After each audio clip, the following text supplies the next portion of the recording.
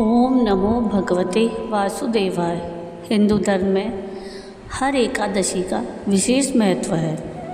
साल में पड़ने वाली 24 एकादशियों में से देवशयनी एकादशी का विशेष महत्व है। देवशयनी एकादशी हर साल आषाढ़ मास के शुक्ल पक्ष की एकादशी को मनाई जाती है। देवशयनी एकादशी को हरिशयनी एकादशी या पद्मा एकादशी भी कहते हैं। इस दिन भगवान श्री विष्णु सृष्टि के संचार का कार्यभार भगवान शिव को सौंपकर 4 माह के लिए क्षीर सागर में योग निद्रा के लिए चले जाते हैं। इसके साथ ही चातुर्मास या चौमासा आरंभ हो जाता है। इन 4 मास में किसी भी प्रकार के मांगलिक कार्यों की मनाही होती है। देवशयनी एकादशी के दिन भगवान विष्णु और माता लक्ष्मी की विधिवत पूजा करने के साथ व्रत रखने का विधान है। इस एकादशी को आषाढ़ी एकादशी, पद्मा एकादशी और हरिशयनी एकादशी के नामों से जाना जाता है। तो आइए जानते हैं देवशयनी एकादशी की तिथि, मुहूर्त, पारण का समय और देवशयनी एकादशी की व्रत कथा। राधे राधे। विजडम चैनल में आप सबका स्वागत है। तो आज हम देवशयनी एकादशी की संपूर्ण जानकारी और व्रत कथा सुनेंगे। अगर आप सबको ये वीडियो पसंद आए तो प्लीज़ इसको लाइक शेयर ज़रूर कीजिएगा और प्लीज़ मेरे चैनल को सब्सक्राइब कीजिएगा। पंचांग के अनुसार आषाढ़ मास के शुक्ल पक्ष की एकादशी 5 जुलाई को शाम 6:58 से शुरू होगी, जो 6 जुलाई को रात 9:14 पर समाप्त होगी। ऐसे में उदया तिथि के हिसाब से देवशयनी एकादशी का व्रत 6 जुलाई दिन रविवार को रखा जाएगा। हिंदू पंचांग के अनुसार देवशयनी एकादशी के व्रत का पारण 7 जुलाई को सुबह 5:29 से सुबह 8:16 तक किया जाएगा। तो आइए सुनते हैं एकादशी के व्रत की विधि। एकादशी के एक दिन पहले यानी दशमी की रात को सात्विक भोजन करें और ब्रह्मचर्य का पालन करें। सुबह ब्रह्म मुहूर्त में उठकर स्नान करें और स्वच्छ वस्त्र पहनें। भगवान विष्णु के सामने व्रत का संकल्प लें कि आप पूरी निष्ठा के साथ व्रत का पालन करेंगे। भगवान विष्णु की मूर्ति या चित्र स्थापित करें। उन्हें गंगा जल से स्नान कराएं, पीले वस्त्र पहनाएं, चंदन, रोली, अक्षत, चावल की जगह तिल या सिंगाड़े का आटा, फूल, धूप, दीप, नैवेद्य आदि अर्पित करें और देवशयनी एकादशी की व्रत कथा का पाठ अवश्य करें या सुनें। ओम नमो भगवते वासुदेवाय मंत्र का अधिक से अधिक जाप करें। यदि संभव हो तो रात में जागरण करें और भगवान विष्णु के भजन कीर्तन करें। एकादशी व्रत का पारण द्वादशी तिथि को सूर्योदय के बाद और द्वादशी तिथि समाप्त होने से पहले किया जाता है। पारण के लिए सबसे पहले भगवान विष्णु की पूजा करें, किसी ब्राह्मण को भोजन कराएं या दान दें। इसके बाद तुलसी पत्र डालकर जल ग्रहण करें या कोई अनाज जैसे चावल खाकर व्रत खोलें। ध्यान रखें कि द्वादशी को हरिवासर यानी द्वादशी का पहला चौथाई भाग समाप्त होने के बाद ही पारण करना चाहिए। गर्भवती महिलाएं, बच्चे, वृद्ध और बीमार व्यक्ति अपनी शारीरिक क्षमता के अनुसार ही व्रत करें।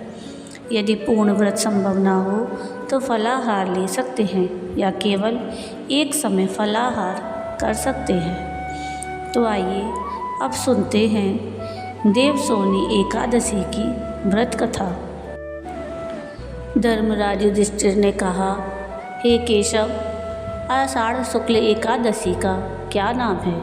इस व्रत के करने की विधि क्या है और किस देवता का पूजन किया जाता है? श्री कृष्ण कहने लगे, हे युधिष्ठिर, जिस कथा को ब्रह्मा जी ने नारद जी से कहा था वही मैं तुमसे कहता हूँ। एक बार देवर्षि नारद जी ने ब्रह्मा जी से इस एकादशी के विषय में जानने की उत्सुकता प्रकट की। तब ब्रह्मा जी ने उन्हें बताया कि सतयुग में मानदाता नामक एक चक्रवर्ती सम्राट राज्य करते थे। उनके राज्य में प्रजा बहुत सुखी थी, किंतु भविष्य में क्या हो जाए यह कोई नहीं जानता। अतः वे भी इस बात से अनभिज्ञ थे कि उनके राज्य में शीघ्र ही भयंकर अकाल पड़ने वाला है। उनके राज्य में पूरे 3 वर्ष तक वर्षा न होने के कारण भयंकर अकाल पड़ा। इस अकाल से चारों ओर त्राही मच गई। धर्म पक्ष के यज्ञ, हवन, पिंडदान, कथा, व्रत आदि में कमी हो गई। जब मुसीबत पड़ी हो तो धार्मिक कार्यों में प्राणी की रुचि नहीं रह जाती। प्रजा ने राजा के पास जाकर अपनी वेदना की दुहाई दी। राजा तो इस स्थिति को लेकर पहले से ही दुखी थे। वे सोचने लगे कि आखिर मैंने ऐसा कौन सा पाप कर्म किया है जिसका दंड मुझे इस रूप में मिल रहा है। फिर इस कष्ट से मुक्ति पाने का कोई साधन करने के उद्देश्य से राजा सेना को लेकर जंगल की ओर चल दिए। वहाँ विचरण करते करते एक दिन वे ब्रह्मा जी के पुत्र अंगिरा ऋषि के आश्रम में पहुँचे और उन्हें साष्टांग प्रणाम किया। ऋषिवर ने आशीर्वचन उपरांत कुशल क्षेम पूछा। फिर जंगल में विचरने और अपने आश्रम में आने का प्रयोजन जानना चाहा। तब राजा ने हाथ जोड़कर कहा कि हे महात्मन, सभी प्रकार से धर्म का पालन करता हुआ भी मैं अपने राज्य में दुर्भिक्ष का दृश्य देख रहा हूँ। आखिर किस कारण से ऐसा हो रहा है? कृपया इसका समाधान करें। यह सुनकर महर्षि अंगिरा ने कहा कि राजन, सब युगों से उत्तम यह सतयुग है। इसमें छोटे से छोटे पाप का भी बड़ा भयंकर दंड मिलता है। इसमें धर्म अपने चारों चरणों में व्याप्त रहता है। ब्राह्मण के अतिरिक्त किसी अन्य जाति को तप करने का अधिकार नहीं है, जबकि आपके राज्य में एक शूद्र तपस्या कर रहा है। यही कारण है कि आपके राज्य में वर्षा नहीं हो रही है। जब तक वह काल को प्राप्त नहीं होगा तब तक यह दुर्भिक्ष शांत नहीं होगा। दुर्भिक्ष की शांति उसे मारने से ही संभव है।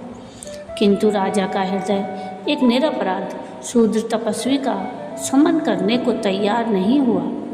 उन्होंने कहा, हे देव, मैं उस निरपराध को मार दूं, यह बात मेरा मन स्वीकार नहीं कर रहा है।